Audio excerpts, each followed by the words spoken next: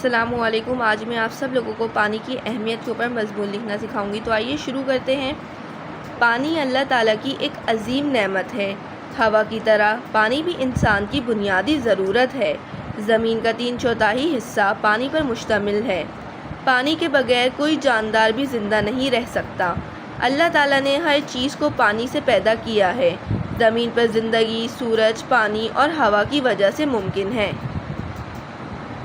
ہمارے جسم میں خوراک کی ترسیل کے لیے پانی کا مناسب مقدار بہت ضروری ہے۔ طبی ماہرین کے مطابق پانی پینا ایک کامل علاج ہے۔ عالمی صحت کے اداروں نے کم از کم 8 سے 10 گلاس پانی روزانہ استعمال کرنا صحت مند زندگی کے لیے لازمی قرار دیا ہے۔ پانی گردوں کو صاف رکھنے کے لیے بہت ضروری ہے۔